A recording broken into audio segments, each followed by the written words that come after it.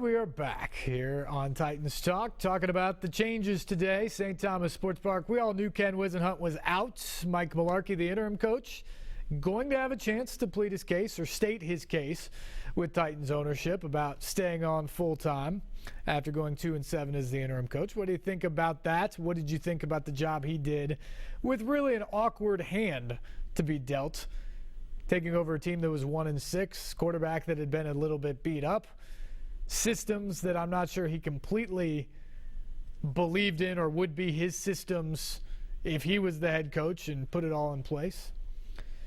You also have the dismissal of Rustin Webster, the GM, today, so now a search going on there. And plenty of movement around the NFL as well. Steve Underwood, the president, staying on a permanent basis today, came out and gave the message to the Titans fans of what the Adams family is trying to do, what the plan is over there at St. Thomas Sports Park. But was it enough? A lot of people here tonight so far saying that they really want to hear Amy Adams Strunk or someone from the Adams family step up and give us the map, give us the directions for where they're trying to go, what they want to do. Reassure us that they don't want to sell the team and that they have a plan to make this team competitive again. Phone lines are open. 737-7767 is the number. Let's go to Leon. Leon, thanks for waiting. You're next up. Hey, Steve, how you doing? Doing well. Well, Steve, regardless of who they bring in, if they don't have the structure in place, from the top all the way to the bottom, it's not going to matter. This team has so many organizational issues right now, which I'm sure everybody knows. But one area that they have got to improve in is they have got to be able and willing to spend the money to bring the good free agents in here that play at a high level. And also scouting. I feel like that's where they really dropped the ball the last 10 years, scouting. They've got to get out and look at these kids and bring in some quality talent, just like they did with Marcus, in order to surround him with the people, the weapons, and everything that he needs, as well as improving the defense. Because I tell you, Steve, they don't have any playmakers. They need a guy who can take the lid off the defense, who can go deep, a couple of them if they can get them. And they also need a couple of top-flight corners, Yep.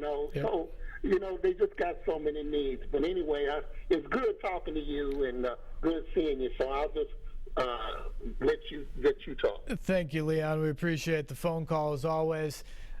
The unfortunate thing is there are a lot of holes for this Titans team. Yes, cornerback, safety, probably could use another edge pass rusher. You got to shore up that offensive line that, look, if there's an indictment of Rustin Webster, and he inherited a mess a bit, and he probably didn't have as much say as some people thought when Ken Whisenhunt was in the building. So I'm not sure a lot of this, frankly, falls on him, but it's also very difficult to defend his tenure. He only won 18 games. He never went to the playoffs. The last 2 years have been abysmal. And when you look at the draft classes that he's in charge of, whether he had final say or Whisenhunt had more say in the last couple of years, there's a lot of those guys that are very shaky NFL track records right now. And you look at that offensive line where they've poured in the money, whether it's Taylor Lewan and Chance Warmack in the first round, or Andy Levitre in free agency, or Michael Orr in free agency, Byron Bell in free agency, other draft picks involved here. It just hasn't panned out. At this point, I think you feel pretty good about Lewan moving forward. I think you feel solid about Warmack moving forward. And other than that, what else on the offensive line do you feel particularly good about? And so you feel okay about your 2 first-round draft picks. They should be slam dunks. And then the other stuff has to be good.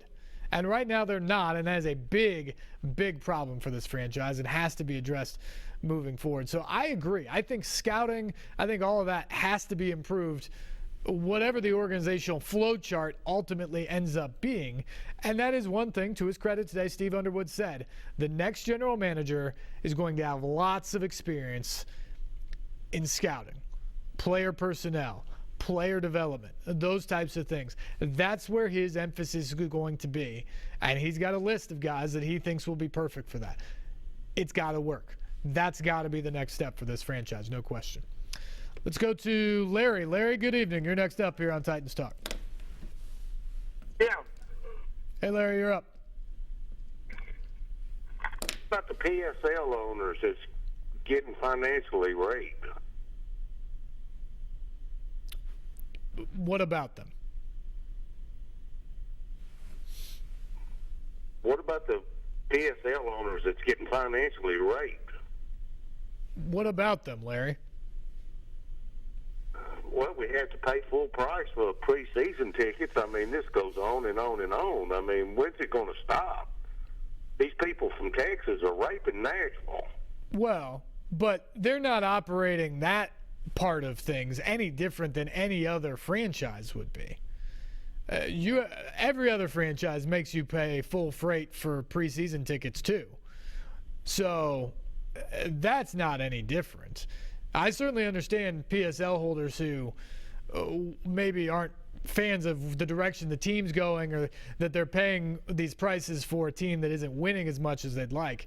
But I don't know if that specific argument matters a whole lot in this situation, because that's not any different than what you'll find around the NFL. Let's go to Bob. Howdy. Bob, good evening. Hey, it's a good program. I heard what you said. I'm just saying, it goes back to when they changed the name to the team, kind of a countdown and going down. But now we are 2016. We're the Titans. I tried to talk with former coach about, a scientific approach, wind meters, they get the players adjusted to the environment more, they would do better. But back to the team play, there's a lot going on in the NFL and medical stuff, what happened to sports medicine. And the other infrastructure, they don't, I don't think it's fan base, but they don't have, they have plenty of shirts, but they don't have a lot of, they're out there, you meet them and stuff like that. Because they've been basically a good team. They've scored and stayed in there, but it's been awful tight that they can't pull a win. So it's a matter of space or something, Yeah, we appreciate the call there, Bob. There's no question this team this year was better than last year. The record only shows one win better, 3-13 versus 2-14, and they're actually picking one spot worse, now number one overall in the draft. So they're still at the bottom of the heap in the NFL. But last year, this team was not competitive most of the time. This year, you win one more game, and there's 6 games there that if you swing around a play or two in 6 games, you could win all of those. Now, chances are you're probably not going to win every close game, but they could win some of those games, and you're talking about a 6 or a 7-win season all of a sudden. And if that was the case, Ken Whisenhunt's probably still the head coach here.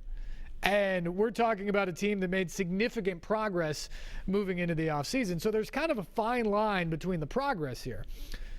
Ken Whisenhunt's not, because they didn't win them, and it wasn't going in the right direction. But they're not probably as far off as it may appear. And for a new coach who's sitting out there looking at this situation, you've got a number 1 pick. You have a number 1 pick when you come in. You already have a franchise quarterback. Look, this isn't the Patriots you're inheriting, but I think this situation is as appealing as some of these other jobs out there. If you looked at it right now, probably the Giants is number 1. I think the Eagles roster is probably still good enough to be number 2. After that, I think they all kind of come together. And so the Titans are right there in that mix with maybe the best young quarterback of any of the teams in that mix. So I think that will be appealing to some people. We're going to take a break. We will come back. More phone calls right after this. 737-7767 is the number. Stay tuned. This is Titans Talk here on News Channel 5+.